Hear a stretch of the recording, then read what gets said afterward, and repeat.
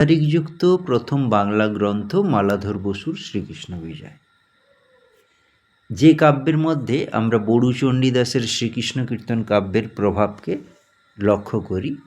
তো কবিত্ব শক্তির অভাব থাকা সত্ত্বেও এই শ্রীকৃষ্ণ বিজয় জনপ্রিয় হয়েছিল কেন?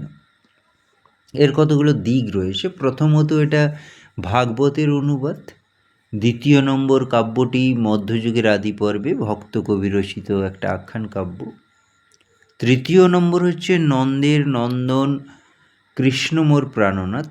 মালাধর বসুর এই উক্তি শ্রীচৈতন্যদেবকে অত্যন্ত মুগ্ধ করেছিল এবং প্রাণনাথ শব্দটি পরবর্তীকালে বৈষ্ণব ভক্তদের নতুন পন্থা নির্দেশ করেছিল। এবার শ্রীকৃষ্ণ বিজয় কাব্যের বৈশিষ্ট্য কী?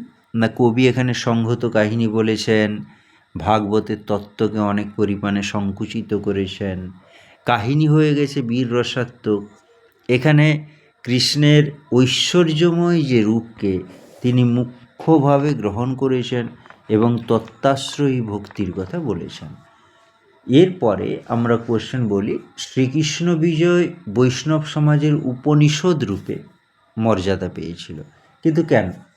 আসলে শ্রীকৃষ্ণ বিজয় যে গ্রন্থ, তার সাহায্যে ভাগবতের কৃষ্ণ কথা শুধু বৈষ্ণব সমাজে নয়, সমগ্র বাঙালি সমাজে প্রচারিত হয়েছিল। দ্বিতীয়ত, শ্রীচৈতন্যদেব যে তত্ত্ব, নীতি ও ভক্তিবাদ প্রচার করেছিলেন, মালাধর বসু তারই সূচনা করেছিলেন। এই কারণের জন্য শ্রীকৃষ্ণ বিজয় বৈষ্ণব সমাজের উপনিষদ রূপে মর্যাদা পেয়েছে। এবার এই শ্রীকৃষ্ণ বিজয় কাব্যের যদি গুরুত্ব আমরা আলোচনা করি, তাহলে কতগুলো দিক আমরা দেখতে পাই। প্রথমত হচ্ছে শ্রীকৃষ্ণ বিজয় বাংলায় ভাগবত কথার প্রথম অনুবাদ।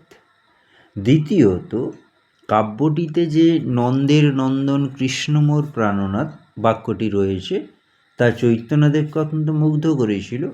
এই বাক্যের যে প্রাণনাথ শব্দটি পরবর্তীকালের বৈষ্ণব ভক্তদের মনে রাগানুগা সাধনার আভাস দান করেছিল বলে অনুমান করা হয়। অর্থাৎ এর হয়েছে জনপ্রিয়তার কারণ যে এই লাইনটা আমরা বলেছি, এই পয়েন্টসটা উল্লেখ করেছি, এটাও সেটা গুরুত্ব হিসেবে আমরা একে রাখতে পারি। এরপরে এই মালাধর বসুর শ্রীকৃষ্ণ বিজয় কাব্যের উল্লেখ কোথায় কোথায় পাওয়া যায়? না, মালাধর বসুর শ্রীকৃষ্ণ বিজয় কাব্যের উল্লেখ পাওয়া যায় কৃষ্ণদাস কবিরাজ রচিত চৈতন্য চরিতামৃত এবং জয়ানন্দের চৈতন্য মঙ্গল কাব্যে।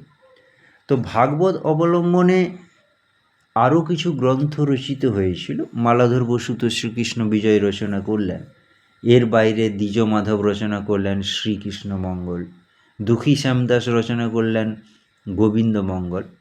তো শঙ্কর চক্রবর্তী ওই গোবিন্দ মঙ্গল নামে একটা কাব্য রচনা করেছিলেন। তারপরে রঘুনাথ পণ্ডিত রচনা করলেন শ্রীকৃষ্ণ প্রেম তরঙ্গিনী, যেটাকে আমরা পুরো ভাগবতের সারানুবাদ বলি। কৃষ্ণদাস রচনা করলেন গোবিন্দ বিজয়, শ্রীকৃষ্ণ বিলাস।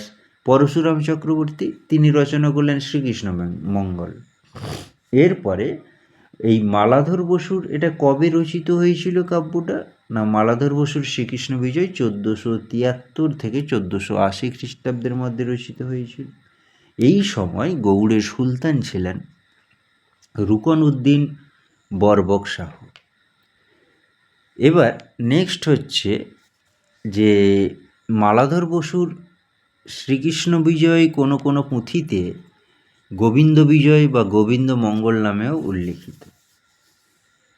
ভাগবত যদি আমরা হয়েছে দেখি, তাহলে সেখানে দেখব দ্বাদশ স্কন্দ বা পর্ব রয়েছে।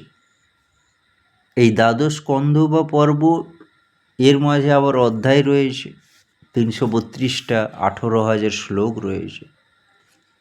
মোটামুটি গবেষকরা মনে করেন ভাগবত রচিত হয়েছিল অষ্টম শতাব্দীর কাছাকাছি একটা সময়। তো যাই হোক, বাংলায় ভাগবতের প্রথম অনুবাদ করলেন আমাদের মালাধর বসু। তবে ভাগবতের টিকা রচনা হয়েছিল কিন্তু দ্বাদশ ত্রয়োদশ শতাব্দীতে, যেটা করেছিলেন আনন্দ তীর্থ মাধব বলে একজন।